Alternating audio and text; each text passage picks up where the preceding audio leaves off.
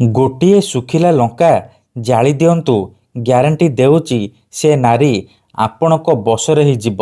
ରାତିଦିନ ଫୋନ୍ କରିକି ରୁମ୍କୁ ଡାକିବ, ଯାହା ଚାହିଁବେ ତାହା କରିବ।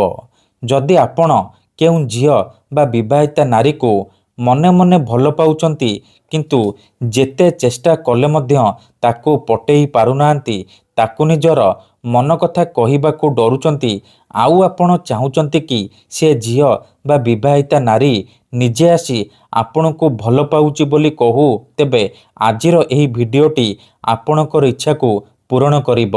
କାରଣ ଆଜିର ଏହି ଭିଡ଼ିଓଟିରେ ମୁଁ ଆପଣଙ୍କୁ ଶିଖେଇବି ଗୋଟିଏ ଶୁଖିଲା ଲଙ୍କା ସାହାଯ୍ୟରେ ଆପଣ କିପରି ସୁନ୍ଦରୀରୁ ସୁନ୍ଦରୀ ଝିଅକୁ ପଟେଇ ପାରିବେ, ପଡ଼ିଶା ଘର ସୁନ୍ଦରୀ ଭାଉଜକୁ ପଟେଇ ପାରିବେ। ଏହି ବଶୀକରଣ କରିବା ପାଇଁ ଆପଣଙ୍କୁ କୌଣସି ପ୍ରକାର କଷ୍ଟ କାମ କରିବାକୁ ପଡ଼ିବନି କିମ୍ବା କିଛି ବି ପଇସା ଖର୍ଚ୍ଚ କରିବାକୁ ପଡ଼ିବନି। କେବଳ ଗୋଟିଏ ଶୁଖିଲା ଲଙ୍କା ଆଣିବେ ଆଉ ଜାଳିବା ପାଇଁ ଡିଆସିଲି କିମ୍ବା ଲାଇଟର ନେଇ ଆସିବେ। ତାପରେ ମୁଁ ଆପଣଙ୍କୁ କିଛି ପ୍ରୟୋଗ ବିଧି ଶିଖେଇବି। ଆପଣ ସେହି ପ୍ରୟୋଗ ବିଧିକୁ ଠିକ୍ ଭାବରେ କରିକି ଶୁଖିଲା ଲଙ୍କାକୁ ଜାଳିଦେବେ। ଗ୍ୟାରେଣ୍ଟି ଦେଉଛି ଯେମିତି ଆପଣ ଏପଟେ ଶୁଖିଲା ଲଙ୍କାକୁ ଜାଳିବେ, ସେପଟେ ସେ ଝିଅ ହେଉ ବା ବିବାହିତା ନାରୀ ବିଚଳିତ ହୋଇ ଉଠିବ, ଆପଣଙ୍କ ଆଡ଼କୁ ଆକର୍ଷିତ ହେବାକୁ ଲାଗିବ। ନମସ୍କାର ଫ୍ରେଣ୍ଡସ୍, ଓଡ଼ିଆ ଫଣ୍ଡା ଚ୍ୟାନେଲକୁ ଆପଣମାନଙ୍କୁ ସ୍ୱାଗତ।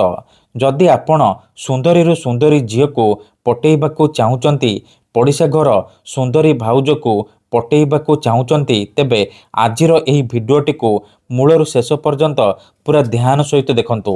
କାହିଁକି ନା ଏହି ବଶୀକରଣ ଏତେ ଶକ୍ତିଶାଳୀ କି ଏହାର ପ୍ରୟୋଗ କେବେ ବି ଖାଲି ଯାଏନି।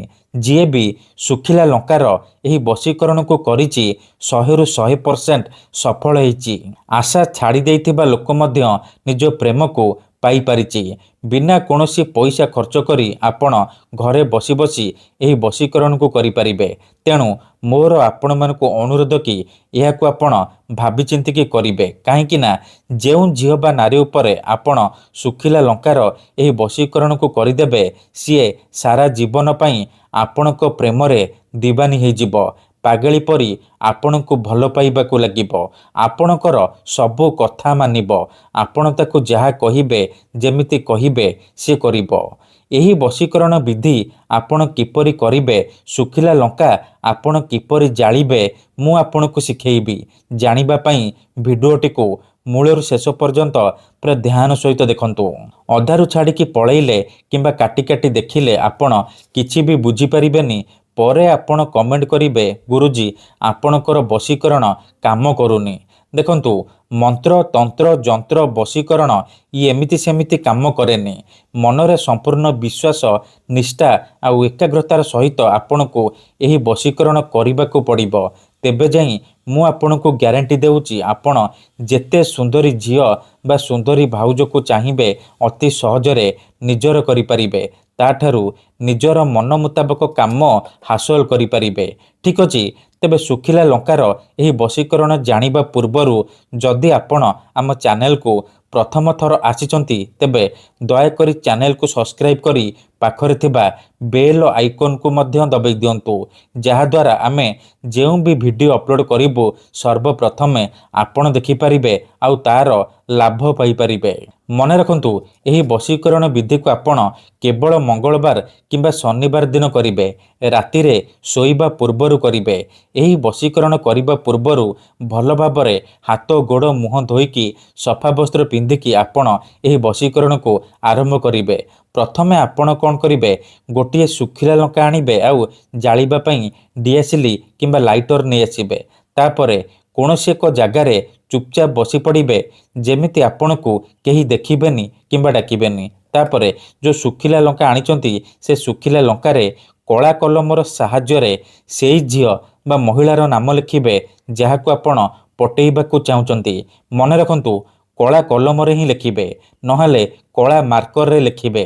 ଲେଖିସାରିବା ପରେ ଶୁଖିଲା ଲଙ୍କାକୁ ବାମ ହାତରେ ଧରିବେ ଆଉ ଡିଆସିଲିକୁ ଡାହାଣ ହାତରେ ଧରିବେ।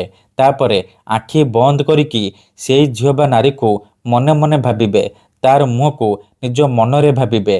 ତାପରେ ଏହିପରି କହିବେ, ଆମୁକଂ ମନମୋହେ ତନ୍ମୋହେ ବଶୀ କରାଏ। ଆମୁକଂ ଜାଗାରେ ଆପଣ ସେଇ ଝିଅ ବା ନାରୀର ନାମ କହିବେ।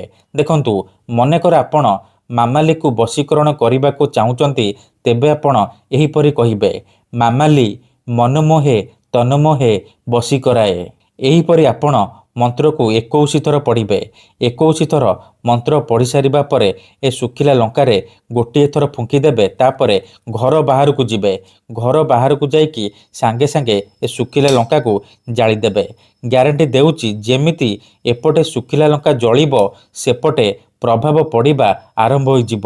ସେହି ସମୟଠାରୁ ସେ ଝିଅ ହେଉ ବା ବିବାହିତା ନାରୀ ଆପଣଙ୍କ ଆଡ଼କୁ ଆକର୍ଷିତ ହେବାକୁ ଲାଗିବ, ଆପଣଙ୍କୁ ଭଲ ପାଇବାକୁ ଲାଗିବ। ମୁଁ ଆପଣଙ୍କୁ ଆଉ ଥରେ କହି ରଖୁଛି, ମନରେ କୌଣସି ଖରାପ ଉଦ୍ଦେଶ୍ୟ କିମ୍ବା କୌଣସି ଖରାପ କାମ ପାଇଁ ଆପଣ ଏହି ବଶୀକରଣକୁ କରିବେନି। ଧନ୍ୟବାଦ।